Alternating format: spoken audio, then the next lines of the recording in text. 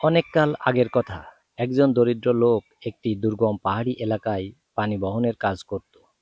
তার দুইটি পাত্র ছিল। একটি লাঠির দুই প্রান্তে পাত্র দুটি ঝুলিয়ে কাঁধে নিয়ে সে পানি বহন করত। রোজ অনেকটা পথ তাকে হেঁটে পাড়ি দিতে হতো। দুইটি পাত্রের একটি কিছুটা ভাঙা, আরেকটি ত্রুটিহীন। পানি নিয়ে যেতে যেতে ভাঙা পাত্রটি প্রায় অর্ধেক খালি হয়ে যেত। অপরদিকে ত্রুটিহীন পাত্রটি প্রতিদিন সুন্দরভাবে কানায় কানায় ভরে পানি পৌঁছে দিত। এভাবে দরিদ্র লোকটি রোজ তার মনিবের বাড়িতে এক পাত্র অর্ধেক, অর্থাৎ ১.৫ পাত্র পানি পৌঁছে দিত। স্বাভাবিকভাবেই ভালো পাত্রটি তার এ কাজের জন্য খুব গর্বিত ও আনন্দিত থাকত। অপরদিকে ভাঙা পাত্রটি মন খুব খারাপ থাকত। সে খুব লজ্জিত আর বিমর্ষ থাকত, কেননা তাকে যে কাজের জন্য বানানো হয়েছিল সে তার সেই কাজ পুরোপুরিভাবে করতে পারছিল না।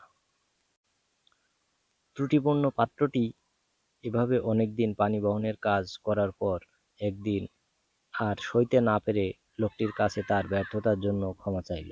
সে বলে উঠল, আমি আমাকে নিয়ে লজ্জিত ও হতাশ। আমি তোমার কাছে ক্ষমা চাই।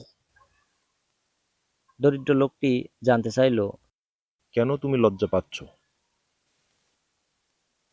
তুমি কত কষ্ট করে রোজ আমাকে বয়ে নিয়ে যাও, নদী থেকে আমাকে পানি দিয়ে পূর্ণ করে নাও, অথচ আমি তোমার মনিবের কাছে যেতে যেতে অর্ধেক পানি ফেলে দিই।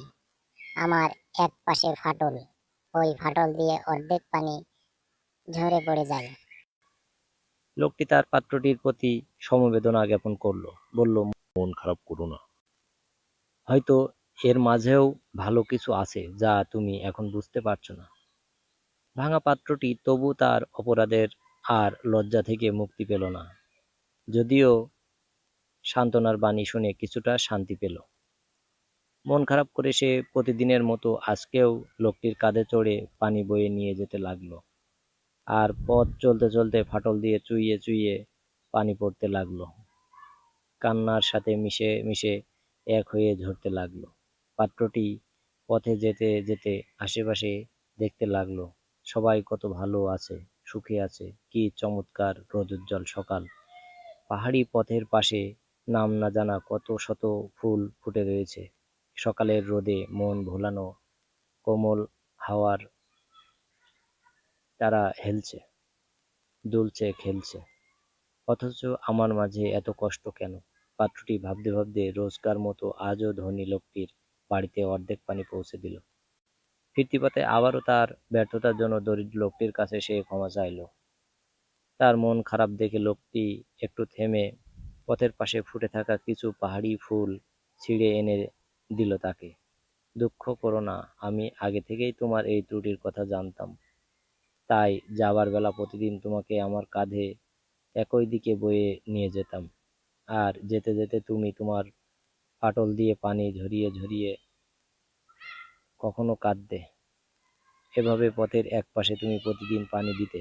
দেখো, পথের ওই দিকে চেয়ে কত শত ফুল ফুটে রয়েছে। তুমিই তো তাদেরকে পানি দিয়েছ, অথচ পথের অপর পাশে চেয়ে দেখো, ধুলো পাথর ছাড়া আর কিছুই নেই, কোনো ফুলও ফোটেনি।